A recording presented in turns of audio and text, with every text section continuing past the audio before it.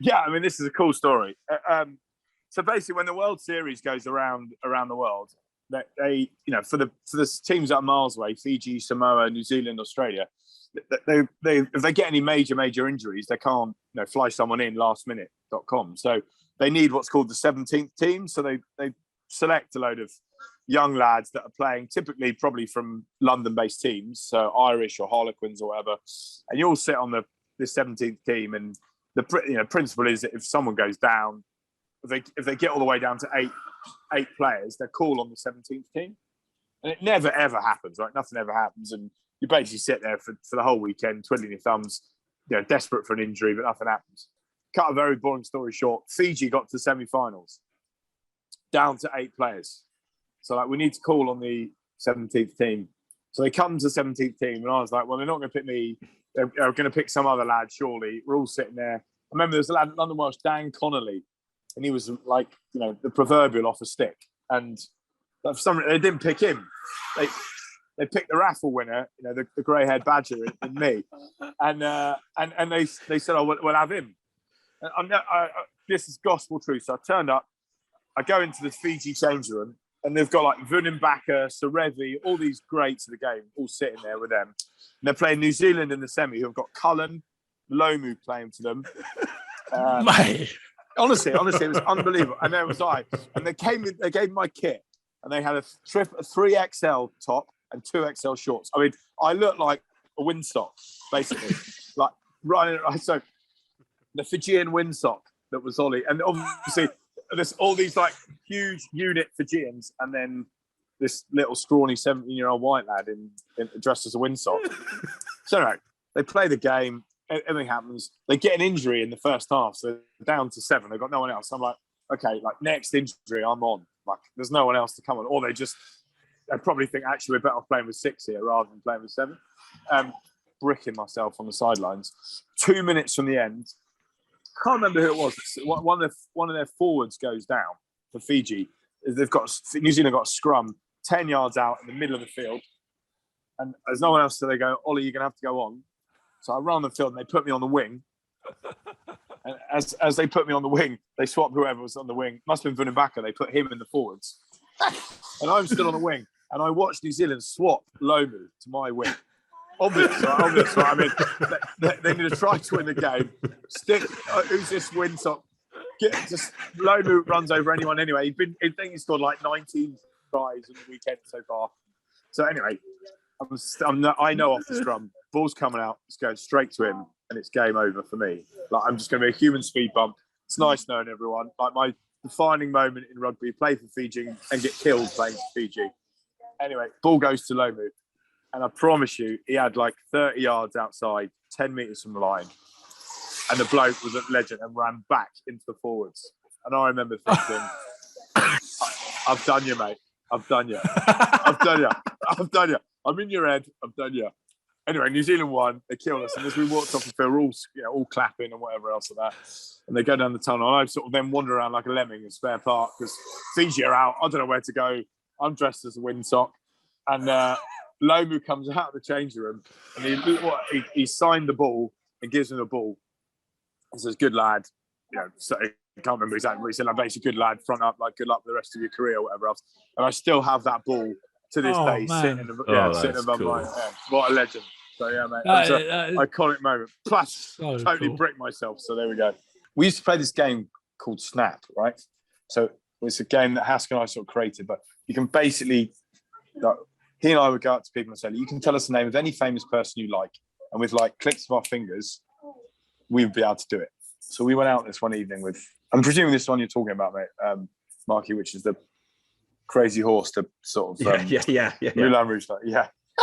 Well, this is a good story. So anyway, we all go out with all these Moulin Rouge crazy horse girls who are like beautiful, absolutely beautiful. And obviously they're all pass around, elegant, amazing. There's two sort of like Hask loves dressing in rascal gear. So we had like Gucci shoes on with Gucci belt, and then probably like a sleeveless top or no top, something like that. Yeah, probably like that. So, and we go to in the Bois de Boulogne. There are these clubs called I can't remember, Ile de la France and then the Bagatelle. these amazing like summer clubs that go on in the middle of when summer's on. Anyway, all these crazy horse Moulin Rouge guys with us, and all the lads from the club.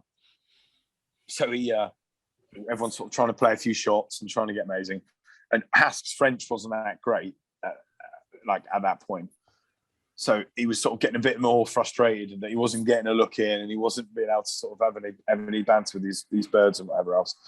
So he decided that he would turn to his modus operandi, his go-to, which was obviously the fact he looks like 6'4", blonde, just beautiful powerhouse. So he's like, right, I'll show my strength, my physical prowess. So in Paris, like if you are the lead dancer for the Moulin Rouge, for the Crazy Horse, you're like this icon in the city. And so she's there. She's the lead dancer for the Crazy Horse.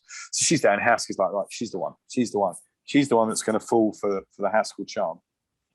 So he's bantering around and sort of like, yeah, mange tout, or whatever else, some more sort of graphic, horrible descriptions he would give, right? But anyway, he grabs this girl and he said like, oh, the launch, the line out, the lift, I can lift. So she's like, oh yeah, wee, like flitting around with her hand or whatever else. And anyway, Hask then goes, no, I'll show you. So he grabs her, this girl, and I'm not joking with you. She's only, 55 kilos, I think, piss wet through. He hoys this girl up in the air, like absolutely. I mean, she goes so high. No. She comes down with fucking snow on her. Like, she's so high. And I'm like, it's dark. It's like 1 a.m. If anyone's seen James Haskell play, he was very talented at a lot of things, but high balls was not his speciality. Oh, no. So this girl goes up, and as she comes down, I'm like, he's nowhere near this. And as he goes to catch her, she completely goes through his hands, and she goes like all fours, hands and knees, like cuts all the skin off her hands, cuts the skin off her knees, sort of starts a bit sort of, and the whole joint stops, like gosh. And as she drops to the floor, one of the French boys who has been giving shit to one of the esquires, the junior lads, swoops in alongside her, spins some French charm, and takes her home that night.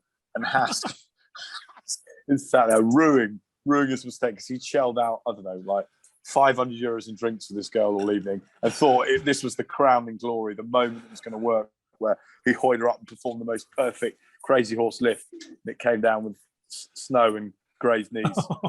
The head coaches for the 21s at the time from Newcastle used to come down and watch us play at our university games on a Wednesday night. And I'll never forget a guy called Paul McKinnon, who was nicknamed the Moth, came over after and said, oh, Ollie, playing well. Like, I've seen you sort of scored a few tries. Good stuff for Durham. We should have a look at maybe you coming out to training sometime. And I took that as, well, next training session, he obviously wants me to come up to training. So they used the 21s used to train at like 6 a.m. in the morning. I don't know why, but that's when they used to train on a Tuesday and a Thursday. And there's a couple of lads at Durham, one lad in particular, a back rower, who ended up playing for Leicester and Newcastle, England Saxons, a guy called Ben Woods. And I sort of said to him, I said, look, Woodsy, the Moth said I should come up to training. Can I hitch a lift? So up I went, Woodsy. We were there early.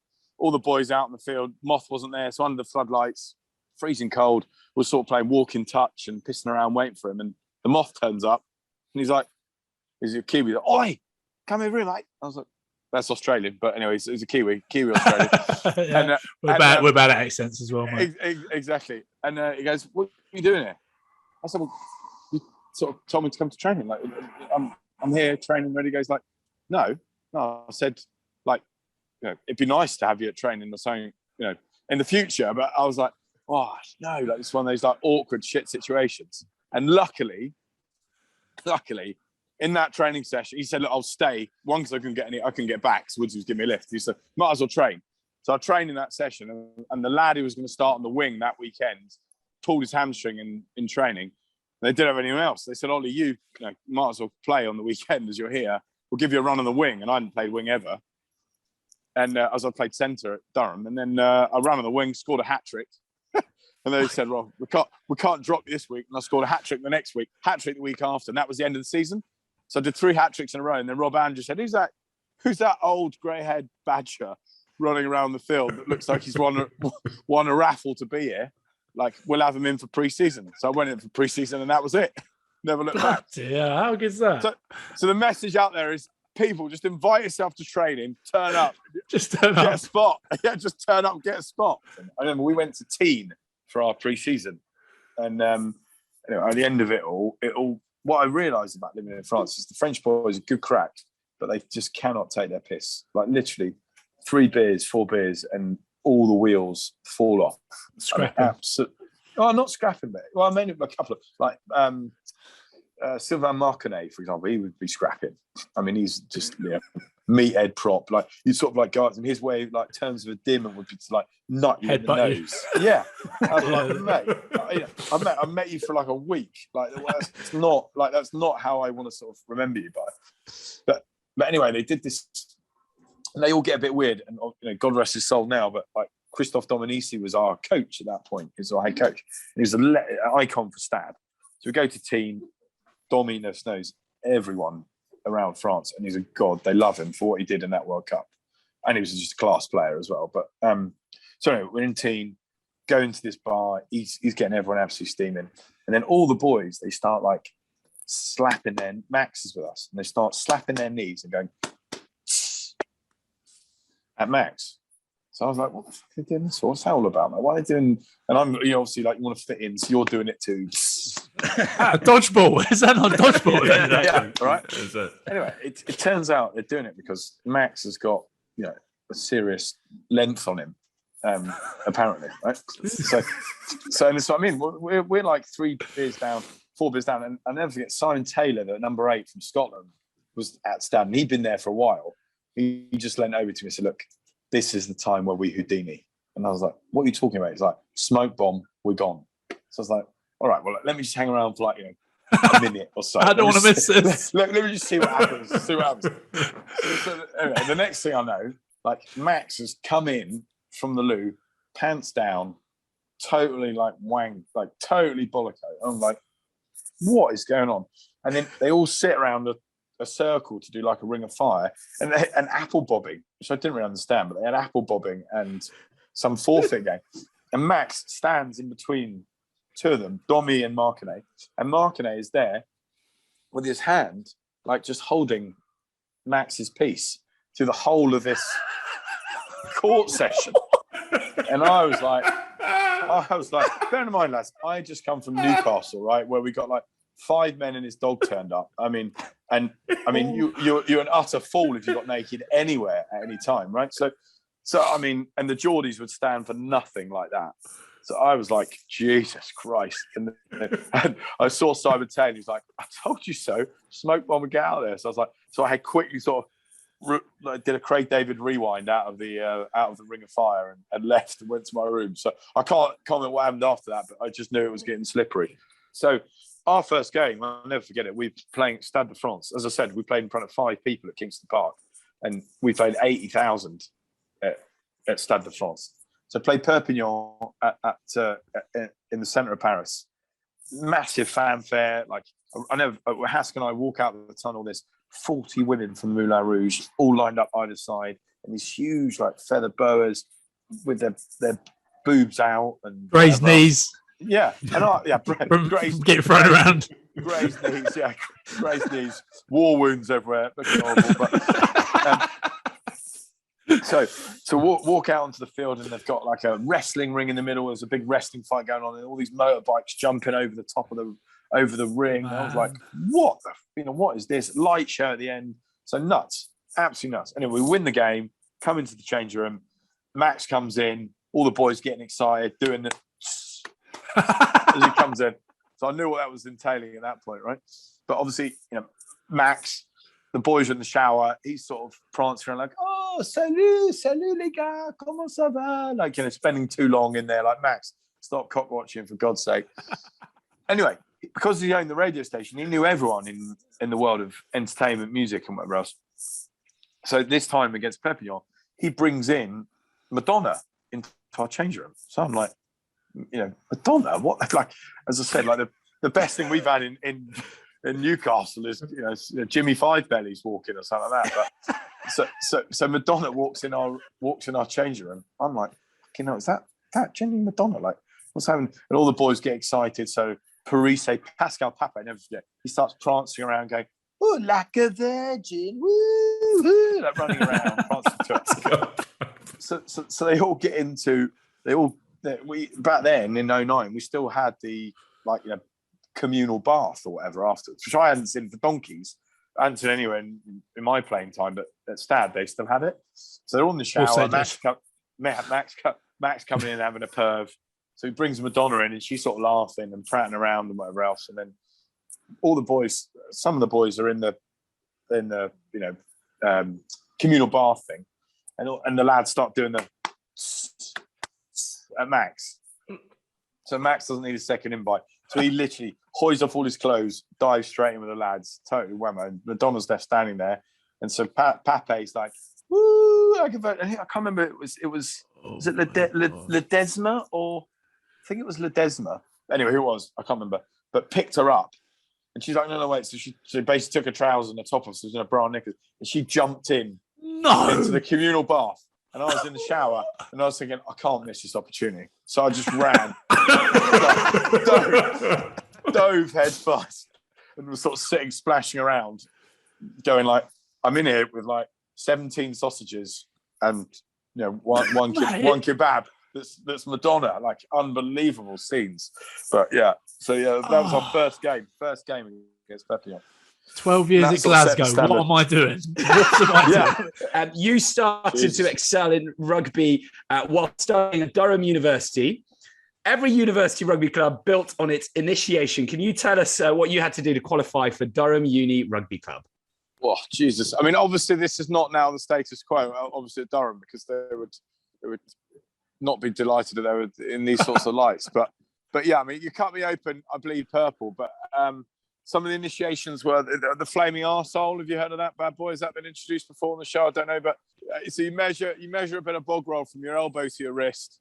You neatly hang this from in between your clenched butt cheeks, and then given a dirty pint, and you're not allowed to put out the flame before you finish said dirty pint. But obviously, they're meant to light it at the bottom. They never do. They light it halfway up. So it's a quick frenzy and a frantic flurry at the end, just to make sure you don't singe too many hairs. Bog roll goes up quick as well. Bog roll goes up very quick. Exactly.